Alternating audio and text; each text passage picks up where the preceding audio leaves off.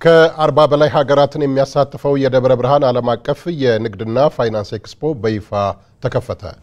የኢፌዴሪ ምክትል ጠቅላይ ሚኒስትርና የውጭ ጉዳይ ሚኒስትር አቶ ደመቀ መኮንን በመክፈቻ ንግግራቸው እንደዚህ አይነት ኤክስፖ በእውቀትና በገንዘብ ራሳቸውን ለመለወጥ ፍላጎት ላላቸው መልካም ዕድል ነው ብለዋል።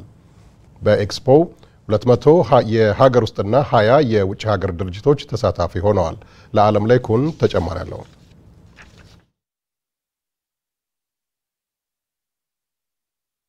በመክፈቻ ንግግራቸው የኢፌዴሪ ምክትል ጠቅላይ ሚኒስትርና የውጭ ጉዳይ ሚኒስትር አቶ ደመቀ መኮንን ኢትዮጵያ ረዘም ላለ ጊዜ በጦርነት ውስጥ ጊዜን አሳልፋለች። ከዚህ መልስ ደግሞ ለመልሶ ማቋቋሙና እንደዚሁ ኢኮኖሚውን ለማነቃቃት ኢንቨስትመንቱን ለማነቃቃት እንደዚህ አይነት ተግባራት በጣም አስፈላጊ በመሆናቸው ስራው ተጀምሯል ብለዋል። ይህም የደብረ ብርሃንና አካባቢዋ ላይ ያሉ ምቹ ሁኔታዎች እንደቀጠሉ ስለመሆናቸውና ደብረ ብርሃንም በኢንቨስትመንት ዘርፍ እንደ ሀገርም ቀንዲል ወይንም ደግሞ ምሳሌ መሆን የምትችል አካባቢ ስለመሆኗም ነው የተናገሩት። በደብረ ብርሃን በማዕፀኗ ለኢንቨስትመንት መሰለፍና ለዚህ ሌጋሲ መብቃት እጅግ እድለኝነትና ብልህነትም ጭምር ነው።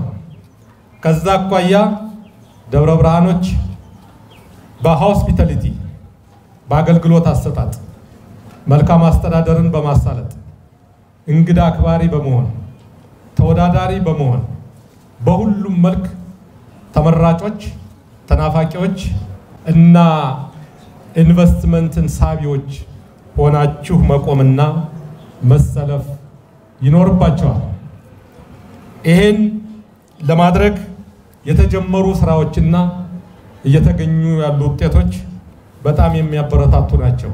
የክልሉ ርዕሰ መስተዳድር ዶክተር ይልቃል ከፋለም እንደዚሁ የኢንቨስትመንት ሁኔታው በተለይም በጦርነቱ አማራ ክልል ረዘም ላሉ ጊዜዎች በጦርነቱ ውስጥ እንደማሳለፉ በርካታ ኢኮኖሚ ችግሮች እንደዚሁም ደግሞ በኢንቨስትመንቱ ዘርፍ ላይም እንደዚሁ በተመሳሳይ ችግሮች ተጋርጠው ስለነበር ከዚህ ከጦርነት መልስ ደግሞ በተመሳሳይ የኢንቨስትመንት ስራውን ማነቃቃት አስፈላጊ ስለሆነ የኢንቨስትመንት መዳረሻ በሆነችው ደብረ ብርሃን ይሄ የኢንቨስትመንት ኤክስፖ መዘጋጀቱ ትልቅ ፋይዳ እንዳለው ነው የገለጹት። የዛሬው የደብረ ብርሃን ኤክስፖ አንዱ ዓላማው በክልላችን ያሉ አምራች ኢንዱስትሪዎች የሚያመርቷቸውን ምርቶች ወደዚህ በማምጣት ለህብረተሰባችን በማስተዋወቅ ምርታቸው ገበያ እንዲያገኝ ማድረግ ነው።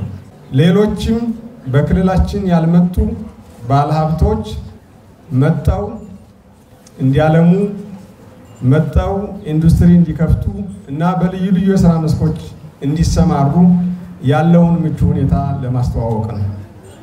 በዚህ ረገድ ይሄ ኤክስፖ በርካታ ኢንዱስትሪያሊስቶችን በመሳብ በደብረ ብርሃንና በአካባቢው አምራች ኢንዱስትሪ እንዲስፋፋ የራሱን አስተዋጽኦ ያበረክታል ብለን እናምናለን። በዚህ ቆይታ የተለያዩ አምራች ኢንዱስትሪዎች ምርታቸውን የሚያስተዋውቁ የሚያመርቱትን እንደዚሁም አገልግሎታቸውንም ጭምር የሚያስተዋውቁበት ይሆናል ተብሎ ይጠበቃል። ኢንቨስት ለማድረግ ራሳቸውን አካባቢያቸውንና አገራቸውን ለመለወጥ ታሪካዊ ሚና ለመጫወት ተሰልፈዋል።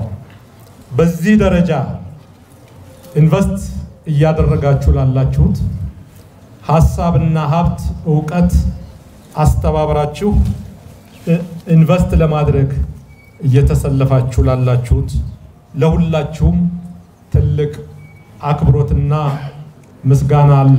የደብረ ብርሃን ከተማ ተቀዳሚ ምክትል ከንቲባም አቶ ካሳሁን እምቢያለ በተመሳሳይ የእንኳን ደህና መጣችሁ ንግግር ባደረጉበት ወቅት የደብረ ብርሃን አካባቢ በተለይም በኢንቨስትመንቱ በኤክስፖም አንድ ጊዜ ተጀምሮ የሚቀር ወይንም በአንድ ጊዜ የሚቆም ሳይሆን እንደ ሌሎቹ እንደነ ካንቶና እንደነ ዱባይ የመሳሰሉትን ሀገራትና ከተሞች ሰፋፊ የዓለም አቀፍ ኤክስፖዎችን በማዘጋጀት በተለይም በአፍሪካ ምርጥ የኤክስፖ አዘጋጅ ከሚባሉት 10 ሀገራት አንዱ ለመሆንም እንደዚሁ በጥረት ይሰራል የሚል መልእክታቸውን አስተላልፈዋል። የደብረ ብርሃን ኢንቨስትመንት ኤክስፖ ላንድ ተደርጎ የሚጠፋ ሳይሆን የከተማችንን ሁለንተናዊ ፋይዳ እና አስፈላጊነት ጋር አብሮ እያደገ ከዓመታት በኋላ እንደ ካንቶናና ዱባይ ኤክስፖ አይነት የገዘፈ ዓለም አቀፍ ተደራሽነትና ተጽዕኖ ያለው ለማድረግ አለምን እየሰራን ወይም ልንሰራ ይገባናል።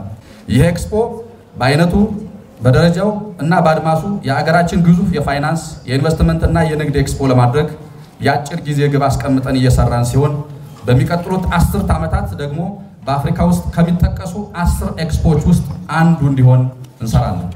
የደብረ ብርሃንና አካባቢዋን ማህበረሰብ እንደዚሁ ለሰላም ለልማት ያለውን ተነሳሽነት አድንቀው አመስግነዋል። እንግዲህ በዛሬው ዕለት የተከፈተው ዓለም አቀፍ የኢንቨስትመንትና የፋይናንስ እንደዚሁም የንግድ ኤክስፖ በዛሬው ዕለት እንግዲህ ከፍተኛ የፌዴራልና የክልል እንደዚሁም የዞን አመራሮች በተገኙበት በይፋ ተከፍቷል ማለት ነው።